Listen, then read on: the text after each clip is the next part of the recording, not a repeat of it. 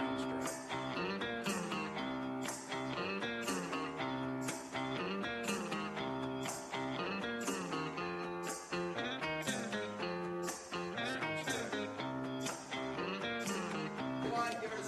Please, don't call this day drinking. This is refined.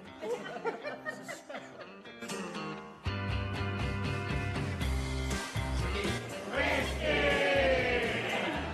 Cheers, everybody.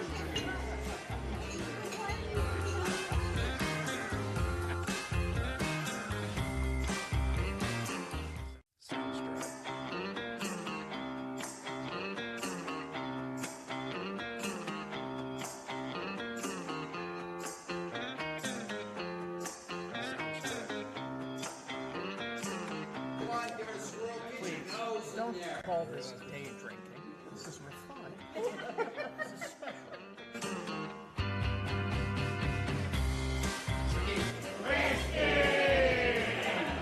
Cheers, everybody.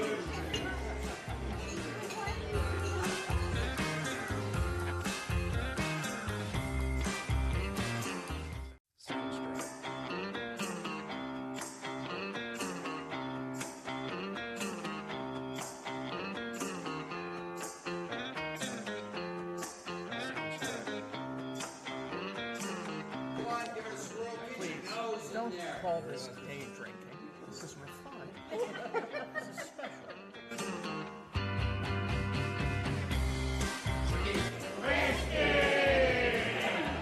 Cheers, everybody.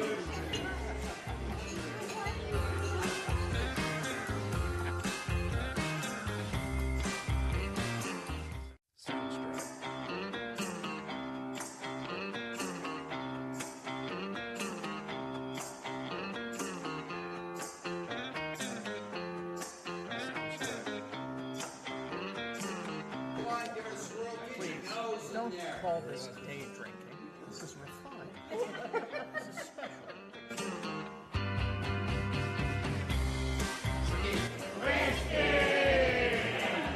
Cheers, everybody.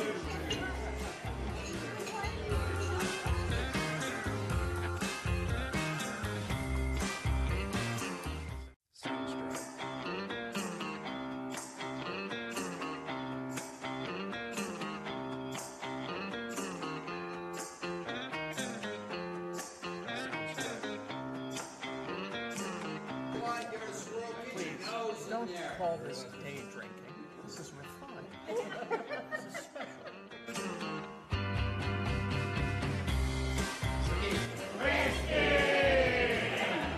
Cheers, everybody.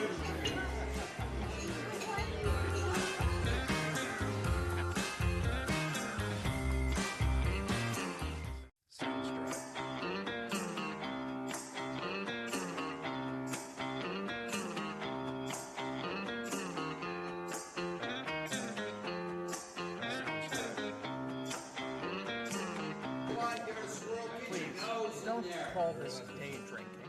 This is my fun. This is special.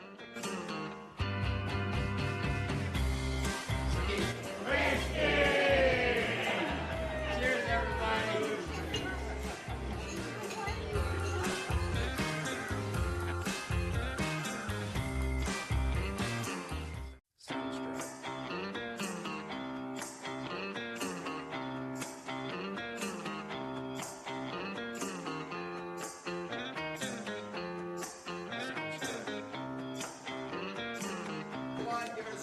Please, don't call this day drinking. This is my fun. This is special.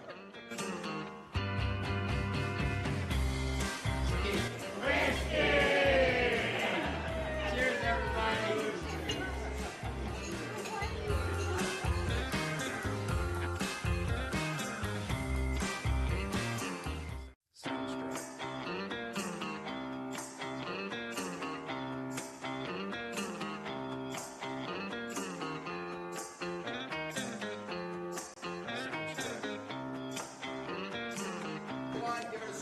Please, don't call this day drinking. This is my fun.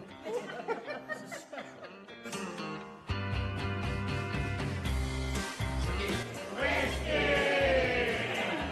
Cheers, everybody.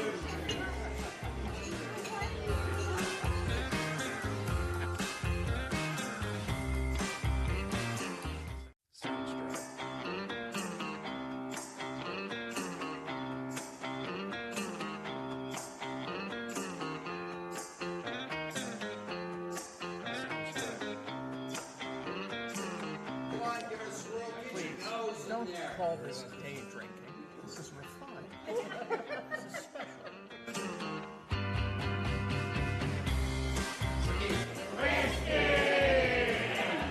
Cheers, everybody.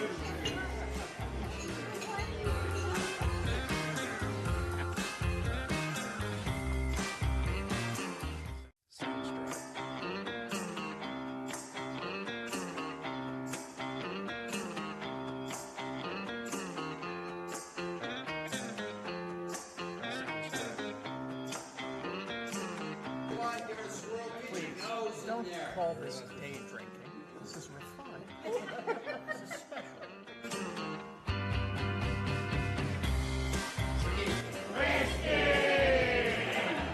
Cheers, everybody.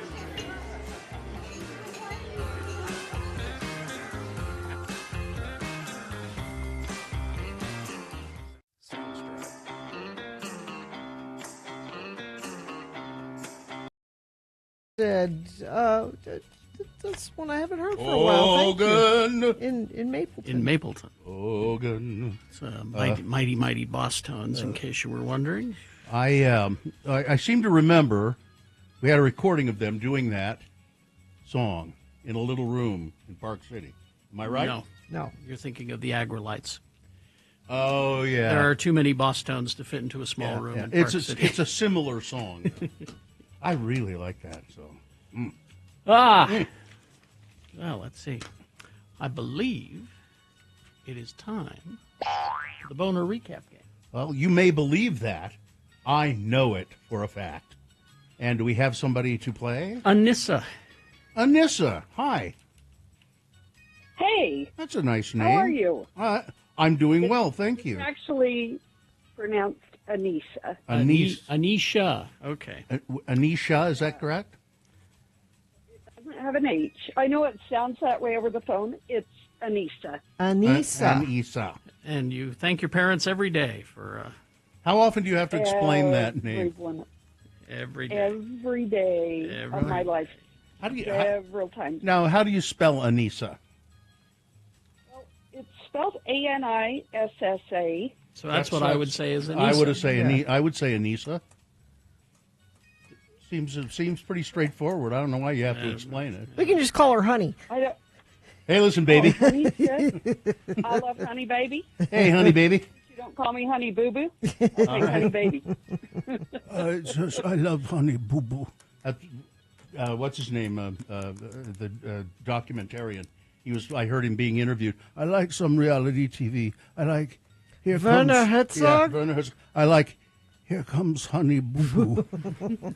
Oh, geez. It was hey, hilarious. Hey, Bill. I have to tell you, I went to the Real Wives of the Secret or the whatever. I can't remember. Salt Lake Acting Company. Yeah. Salt Lake Acting Company yesterday. Phenomenal show. And I was pleasantly pleased to hear your voice at the beginning of the show. Oh, that's right. They have a little recording there of me introducing it. Yep. Anissa, I'm glad you enjoyed the show. And now you're going to win a prize. What a wonderful 2 days this has been for you. We're going to do the Boner recap. I'll read the Boner candidates. You tell me which one was the winner, and you'll win. What is the prize again? Tickets to see the Plain White Tees August 1st at Canyons Village at Park City Mountain, part of Park City's Concerts on the Slopes. Would have been ironic, wouldn't it, if you were going to win tickets to see the Real Lives of the Mormon Housewives at the Salt Lake Acting Company. All right, did you hear the Boner candidates earlier, Anissa? I did, but I was working while I was listening, and so I had to look up the winner. Okay. So I cheated. All right. Boner candidate number one. Being smart is not a requirement to work at the Trump administration. Caroline Leavitt has proved that time and time again. The latest is when she claimed that Donald Trump invented the phrase "peace through strength." And no, he's so cute. Yeah, isn't it? Boner candidate number two, the cult of ignorance. This is a they dismissed the charges for this plastic surgeon, Kirk Moore, who was giving people fake COVID cards and injecting some kids with saline to make and telling them it was COVID. I guess the kids are dumb, so we'll give them a shot. The adults, you didn't have to give them a shot. They knew it's just a card that says you got the shot. Yeah. And then they destroyed more than $2,800 worth of COVID vaccinations. Well, Pam Bondi and the Department of Justice swoops in. Charges are all dismissed. All dismissed. There you go. And then Boner candidate number three, wear your boots, kids, or the creepy nurse will cut off your foot. I liked this one. I think it should have won.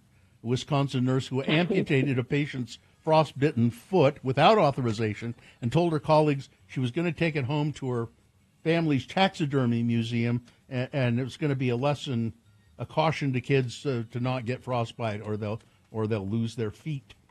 So there you go, 3 weird boner candidates. Which one was the winner, Anissa?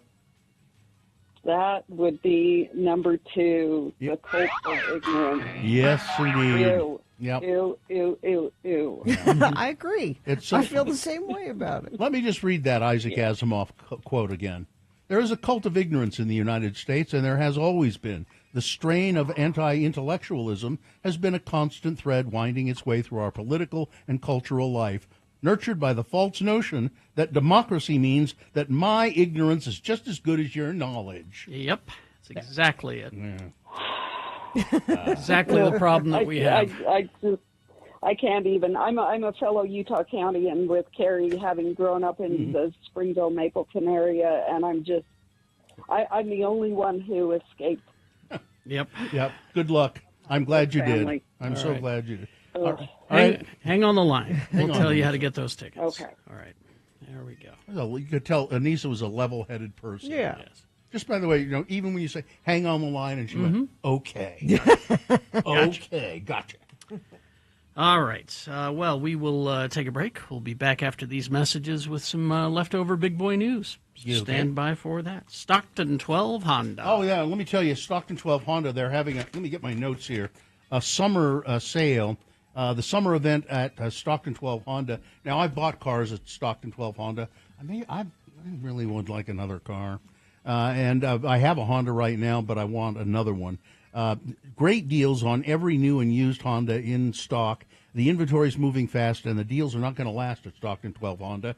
You can save big on all of the Hondas in stock and the used ones as well, pre-owned, certified pre-owned Hondas. And deals like this on a Honda you'll love during the Honda big summer sale giveaway. Stockton 12 Honda has a great service department too. Don't forget that. And it doesn't matter if you buy a car from Stockton 12 Honda, you can still use their service department. Stockton 12 Honda, your neighborhood Honda dealer. They're in the Southtown Auto Mall in Sandy. Shane Parrish is a great GM. Go buy a car there now. Did you know you could...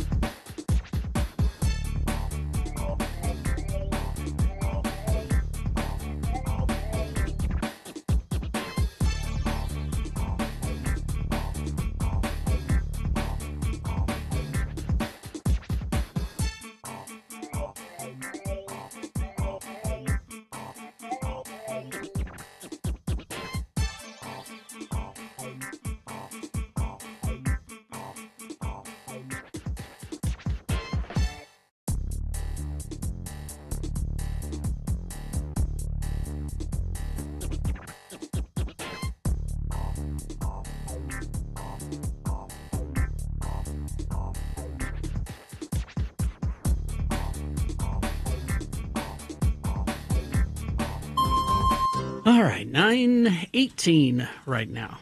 Time for some all that leftover news now. Brought to you by...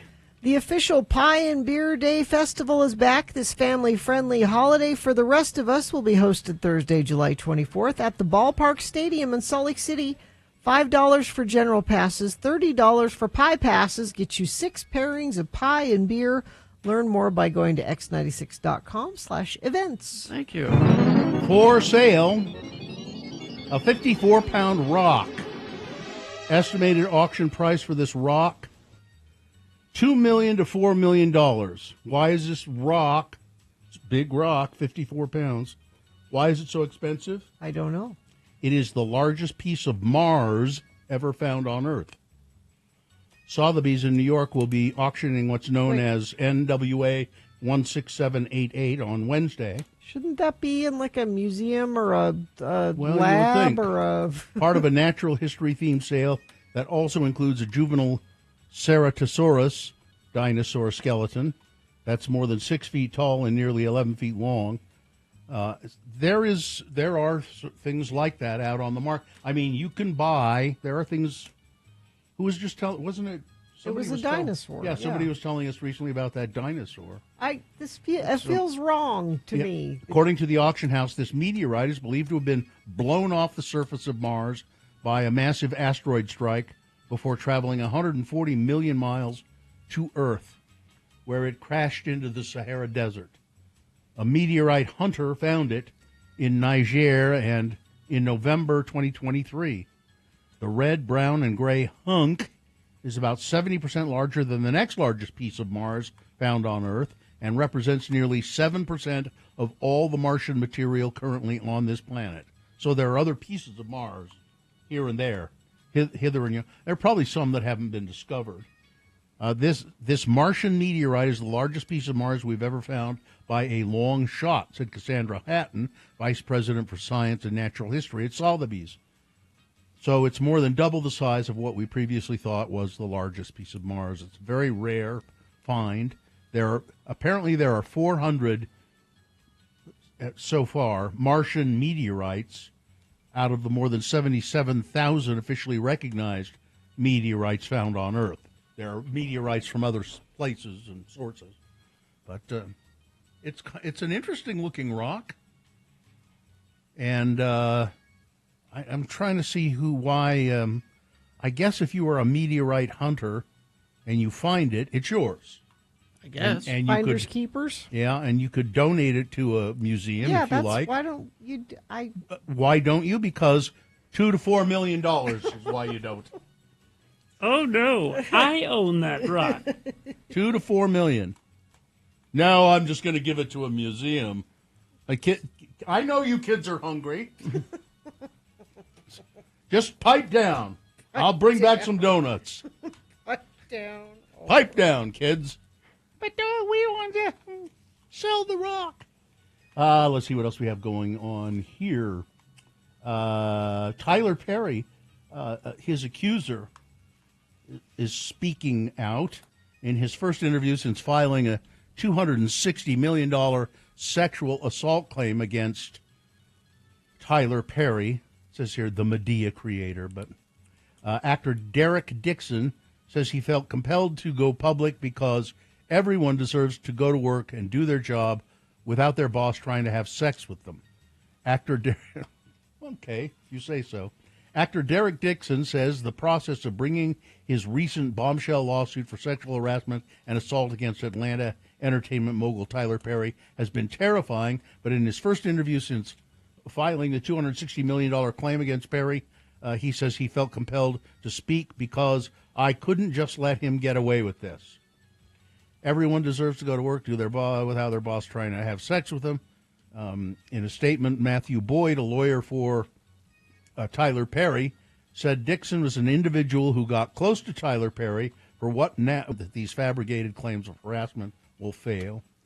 I don't know for sure, but I have the tendency to believe that Tyler Perry is a pretty upstanding guy. Yeah, kind of a, I think he runs a tight ship and he knows what he's doing, and he's very very respected in Atlanta, does community work all the time. So, it'll be interesting to see where that goes. What a hassle, though, huh? Let's see. Larry David going back to work. Doesn't he have enough money? Of course he does. You say that all the time. He doesn't like to vacation? That's what it is, isn't it? You say that all the time when people do. Maybe he just likes to work. Gina, I've never revealed this, but I'm independently wealthy. You just show up because... I have oil money behind Oil me. money, huh? Oil money. Yeah, my grandfather was an oil... Wow. He dug wells out in the Wyoming, and he hit a gusher. You don't have It was to a gusher. No, I got oil gusher money. If I had oil gusher money, I would not be here. Well, that's how you and I are different. I'm like Larry David, I would be gone. Larry David is a year after Curb Your Enthusiasm aired its series finale. Larry David is returning to HBO, and he's bringing a former president along with him. David will star in, co-write, and executive produce a sketch comedy series about American history. Higher Ground, the company headed by Barack and Michelle Obama, is producing the series, with the former president and first lady serving as executive producers. The tagline, or the logline, President and Mrs. Obama wanted to honor America's 250th anniversary and celebrate the unique history of our nation on this special occasion. But then Larry David called. I sat across the table from some of the world's most difficult leaders and wrestled with some of our most intractable problems. Nothing has prepared me for working with Larry David, Barack Obama said. Yeah. Curb Your Enthusiasm. Let's see if they're going to say what. I guess it'll be an American history sort of spoof. It'll be interesting to see what he does. Let's see what else we have here. Box office, of course, we know Superman was number one. Did exceptionally well. I should have gone to see that. We were going to a movie, so there's this movie theater in San Diego called The Lot. Yeah. And it's like full waitress service, cocktails. Like an Alamo Drafthouse kind of thing. And so it was less about the movie and more about going and, hey, you can, get a cocktail at the movies. What kind of cocktail did you get? It was a margarita trip. That was my drink of choice. Yeah. All right. But I think it was just because the time, like the Jurassic movie was at a time that made sense. Sure. But I wish we'd gone to see the Superman movie. Jurassic World was number 2. It just was... F1, number 3. Yeah, that's what I hear. Jurassic World is like, why did they do this? I don't get it. You all showed up. How to Train Your Dragon, number 4. Elio, number 5. 28 Years Later, number 6. I guess 28 Years Later is doing pretty well. It'll make its money, certainly. It doesn't look like it was expensive to make, so I don't think that would be hard to do. Let's see what else. Is Superman a Christ figure? No, I'll read that later. Adam Levine. What is it? Maroon 5. Yeah, is it Levine or Adam Levine? I never bothered. I think it's Levine. It's he's says he's not getting any more tattoos. Well, he doesn't have any room. I was going to say, wasn't he at a halftime at a Super Bowl? Yeah. Yeah, took his shirt off. He took his shirt off. He always takes his shirt off. And I went, ew. Yeah. I remember that. He's inked from head to toe, but the Maroon 5 frontman, Adam Levine, or is it Levine, is now saying he's done with tattoos. He spoke about he's 46 years old, spoke about his recent decision in an interview with Today.com, where he spoke about changing his mind on tattoos after recently covering up his sleeve on his left arm. There it is. I covered up my sleeve with another sleeve, he said. Just, well, I mean, at least he's got a body that you can display tattoos on. So, you guys probably don't remember, but a long time ago, we interviewed Adam Levine. I don't remember. Very long time ago. Because he used to be in a band that we played occasionally called Kara's Flowers. Oh, yeah. Oh, wow. geez. Don't remember that And at all. I remember Todd saying, this band is trying to change their name, so they're doing a radio tour to promote their new name change. And what's the name change? Well, they're changing their name to Maroon 5, and they may have even done a little acoustic thing on our show. It was over in Charlie Corners. Yeah. Well, I don't recall. Long time ago. It was a long time ago. Anyway, he says it's too painful. I'm not doing it anymore. Lady Gaga's signature bar order is going viral this summer, prompting fans across the world to sip on the chic European drink that she swears by. In a Vanity Fair YouTube video entitled Lady Gaga Takes a Lie Detector Test, the pop star revealed that she drinks red wine in a somewhat unusual way. How do you order your red wine at the bar, the interviewer said, with maraschino cherries and Diet Coke. You like regular Coke? Yeah, I prefer with regular Coke, not a Diet Coke. I've never tasted red wine. I know you've done it, and I just can't. I don't think I want to. I know it sounded like an abomination to me as well until I tried it. But a cherry in there too. Huh? Put some cherry in there, yeah. Yeah, you got to use the good ones. The Luxardo. Luxardo cherries. She said her response passed the lie detector test. Though the interview was published in February, the drink order caused a stir on TikTok, and content creators have been trying it out as a summer refresher. The drink has an official name. Do you know what it is, Kerry? Well, we called it Cocavino, but it's called here. It's Calamoco or Calamoco. Cocavino makes more sense. Yeah, it comes from the Basque region of Spain, where they call it Calamoco, and it's red wine mixed with cola. But some people are pairing it with lemon lime soda or orange pop. I don't. Now that I've not done. There you go. Boozy cherry Coke. All right. I was on the plane yesterday with 4 Sprite and vodka guy. Yeah. He drank 4 Sprite. It's an hour and a half flight from. Well, he's not flying the plane. Yeah. That's the answer I always get. So not only was he 4 Sprite and vodka guy, he was air drumming guy. Oh, that's worse. That's a crime. I always do. Give me a glass of ice and 2 Woodford Reserves. Weather? Weather. So it is 81 outside right now. Still cooler than it is here in our studio. Yep. 97 for a high today. Overnight low 72. Even warmer tomorrow. Highs could be up around 100 degrees. Smith's Pharmacy welcomes Express Scripts, Medicare D, and TRICARE Department of Defense plan members. You can transfer prescriptions at smithsfoodandrug.com/payer-update. Thank you. Don't miss a single moment of the Radio from Hell show. As soon as you wake up, tell your smart speaker to play X96.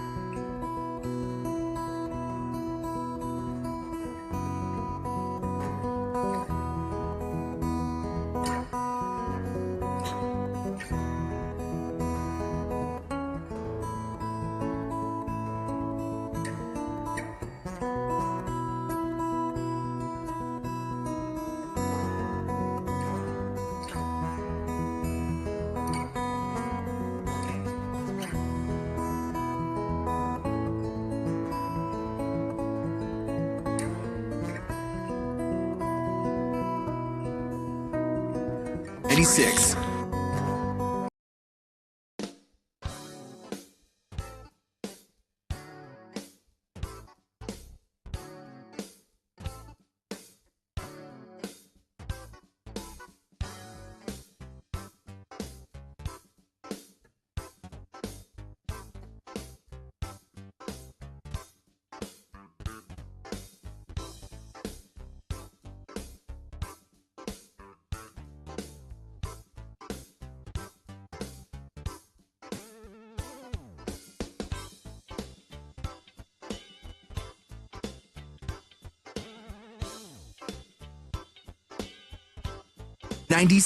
All right.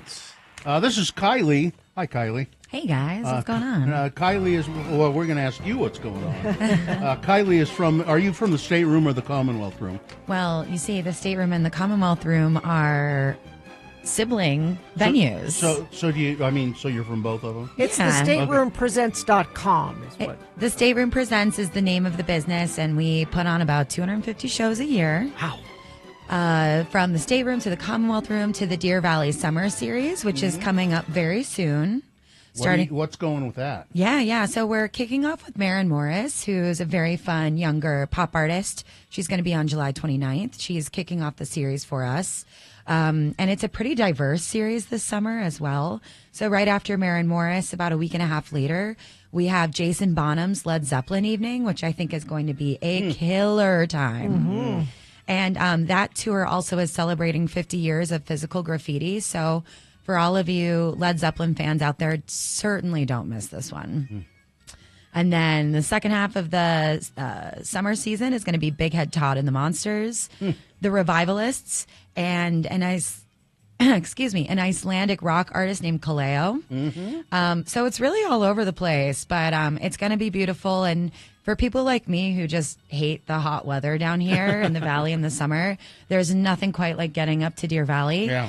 By the end of the evening and the end of the concert, you can put on your hoodie, which feels truly magical. Yeah. When you're escaping the make a weekend of it. Yeah. Plan on going up and staying. It's like a little staycation. Absolutely. Yeah. And I believe that the hotels on site too, they do hotel package specials. So if you actually want to turn it into a staycation, it's pretty easy. Where describe to people where the venue is exactly. For Deer Valley? Yeah. Yeah, so it's right at the base of the resort. So pretty much, if you've been to Deer Valley before, you know that they have that one giant parking lot. And then the second you step off of the parking lot onto the property, it's right there at the base of the mountain resort. So it's the Snow Park Lodge, and then it's a ski run during the ski season, but during the summer it's a big amphitheater. Yeah, Bunny Hill by winter, summer concert series by summer. It's lovely. And when is the first show? Oh, the first show kicks off in about 2 weeks from now on July 29th. How do people get tickets for it? Well, you can head on over to our website, thestateroompresents.com. Simple as that. Look for the Deer Valley Concert Series. Yeah. Can you buy, or do you get a deal if you buy like a package, buy the whole thing, or no, or individual show? You just buy individual tickets. Individual tickets, but the tickets cost the same online as they do in person. If you're rolling through one of our venues, the Stateroom or the Commonwealth Room, and you want to just pick up physical tickets in person, you can totally do that as well. We do have some patrons in the community who really don't like digital tickets, and we're here to tell you can still get physical tickets, people.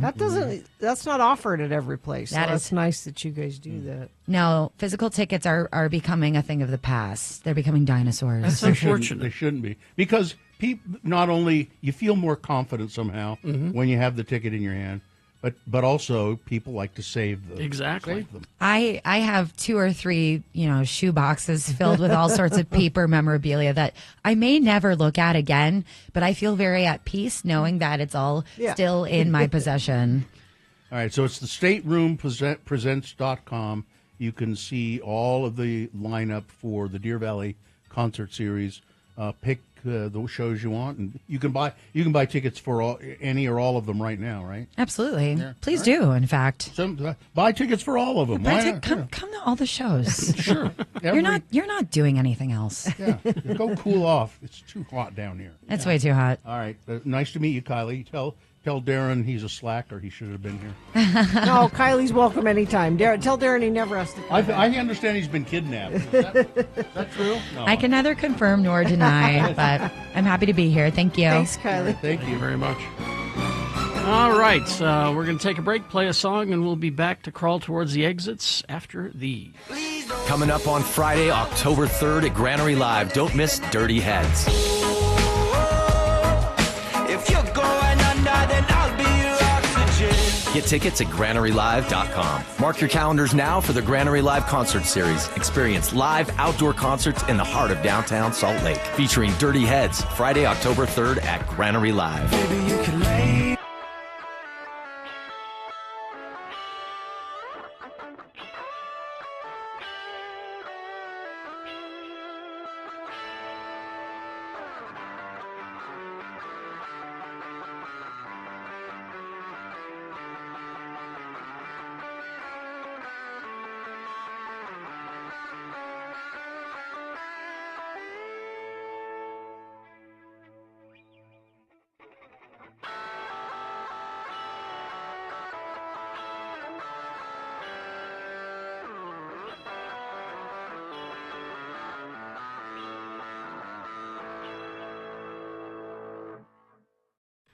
I have a couple lists here. I don't know if...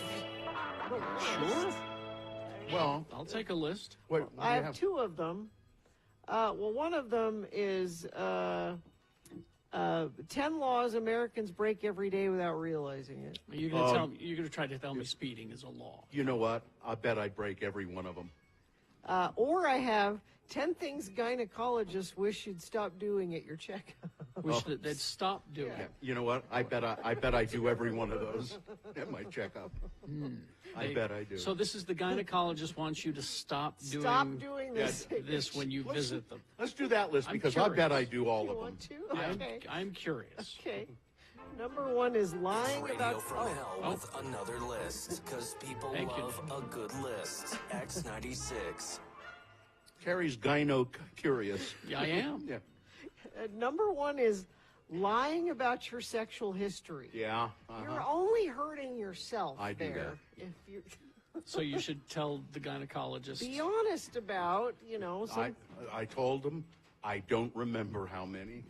I mean, they need to know that, or if you've possibly had any sexually transmitted infections, or Not since high school. how many partners you've had. I don't remember. Maybe you're into some risky behavior. You can and should tell your doctor these things. I've heard it all. All right. Though it's rare, if you're pregnant and having a baby, you can pass some of these things That does along to happen. them if they don't know about it. I want to get to the rest of them here. What else should I be telling or not telling my gynecologist? Feeling embarrassed about your body. Bill, don't feel embarrassed about your body. Well, she always says, you don't have the right parts to be here, and it is kind of embarrassing. But it's funny. When you go to the gynecologist, like women think about things like, oh, I didn't shave my legs. Or I wore the ugly underwear today. I haven't bathed in a month. Well, I mean, that's a courteous. That's something you could. That's a courteous thing. Okay. And when you get undressed at the gynecologist, every woman does this. You take your bra and your panties and you hide them under your other clothes on the chair. I do that. Yeah, Katie's nodding her head. Yeah. You hide it. You did it. No. Because They're going to see you naked, but you hide. There are notorious bra and panty thieves that prowl gynecologists' offices. I've been stealing bras and panties from the gynecologist's office for years. I'm rich. There you go. Number 3, rescheduling your appointment due to menstruation. Now that I would think That's what I would think that they would not want you to come in. I don't get the menzies anymore. It's kind of nice, isn't Yeah. it? I don't get it anymore either. But I this one I was surprised by. They're like, no, it's if Like, you no, come on in. Yeah, come on in. I guess they're equipped for that kind of thing. In some ways, it's good for us to see what's happening there. Fibbing about your use of alcohol, cigarettes, or drugs. Now, that goes for any doctor, I think, when they're like, Sure. How many times a week do you drink? How many? None of your business. Your doctor needs to know I'm these sorry. things. Not telling them all of the medications or supplements you take. I sometimes forget when they're like over-the-counter stuff, and you're like, do vitamins count as that kind of stuff? And Did they want to know the vitamins? I guess they do. Yeah. Okay. Oh, by the way, go back to the drugs and alcohol. Yes. My doctor, I don't have to tell him. He can just look at me. Tell how many drugs and alcohol. Oh, yeah. Let's see. Agreeing to an examination you don't want. Checkup at the gynecologist may involve an internal exam or a breast exam, which may be uncomfortable for people. And they're saying if you are uncomfortable with it, you should tell your doctor. You don't. Okay. But really, get comfortable with it because they need to check these things. Well, I hate it when they smash my boobs, though. It's not comfortable. No. Although declining important testing or screening, like Bill doesn't like getting his mammograms. No. You need to do it anyway. Okay. You need to get tested for cervical cancer. That one is not fun, I know. Yeah, no, it isn't. That test or cervical cancer? Either one. Well, the test is very uncomfortable. Not telling the doctor that you have a painful period or menopause symptoms. I had a painful period from 1984 to 1990.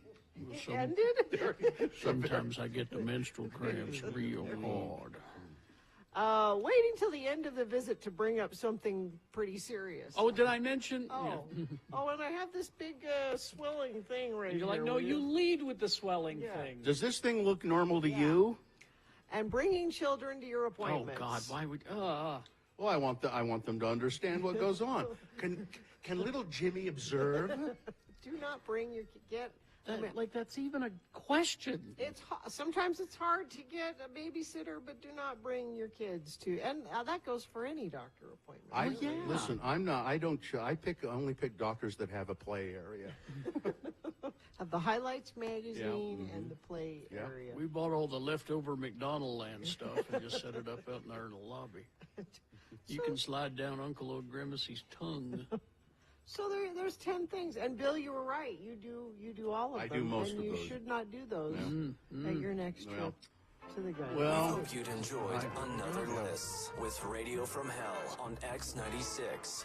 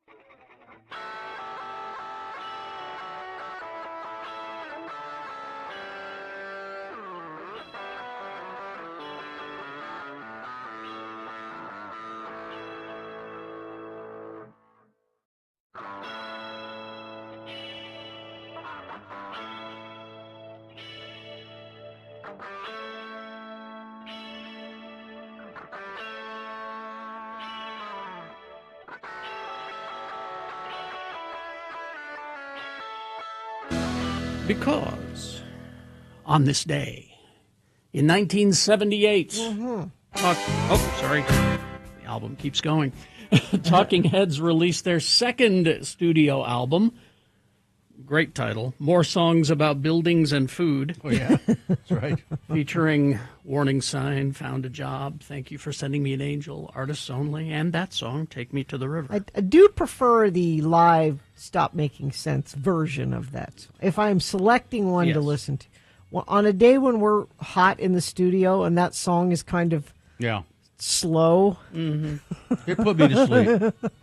Well, but it's kind of nodding off. It's not the On This Day. I know. That I could do. So I did a remote up at Ivory Homes, and it was a really nice model show home. It about $1 million. I asked the real estate guy. I said, "So how much did this home go for?" He said, "Probably about $1 million." And you walk in there, and there's it's just all open. Kitchen. It's an open concept. People like the open concept. Yeah, the kitchen, the dining area, the living room area, all just all one big open space, which I really like that. And then there was a master bedroom, and the master bedroom was right off the living room, which I thought was interesting.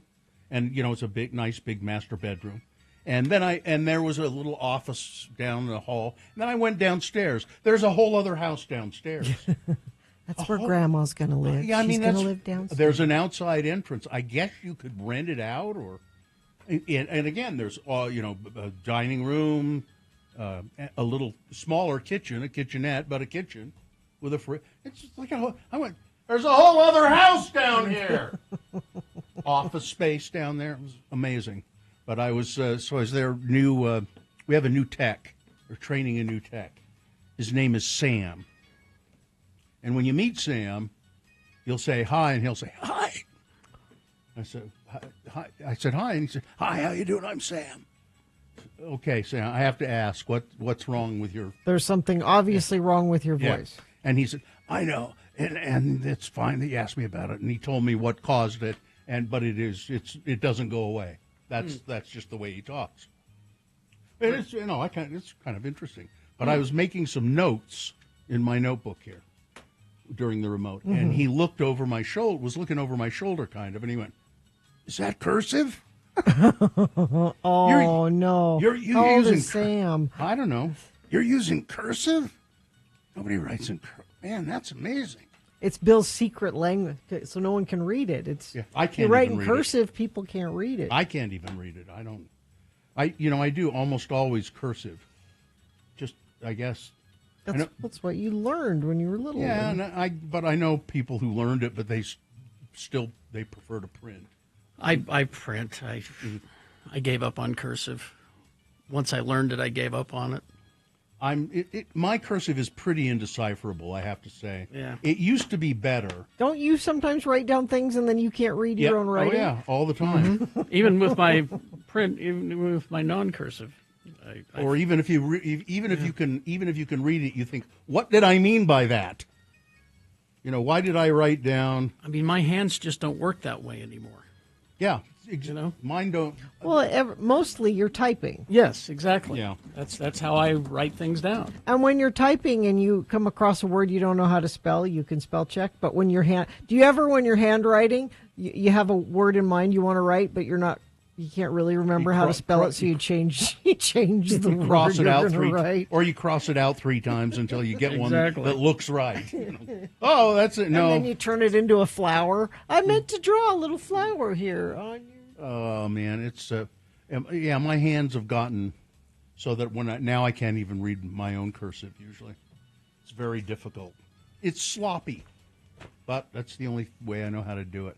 I do prefer just putting things on a keyboard, and sometimes I prefer just talking to the computer and having it do what it does. Yeah, I do that. I do voice to text probably more than And it, I double check it to make sure that it comes out right. I remember watching Battlestar Galactica, and Lorne Greene was speaking into the microphone, and it was appearing via text on his computer. And I said, I'd write a book if I could do that. Well, here it is.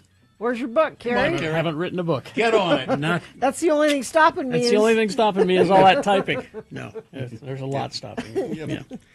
All right, let's do the promo and crawl towards the exits. 877-602-9696. That's the number you need to call in to participate in. Hello?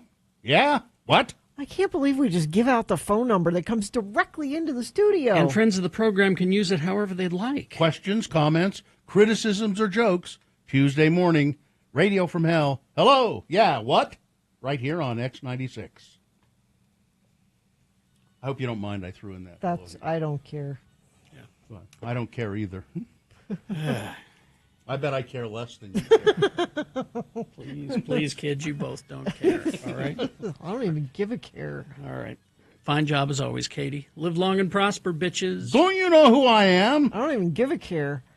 Artie Fufkin is next. 80s and 90s classics on Artie Fufkin's 1 hour nonstop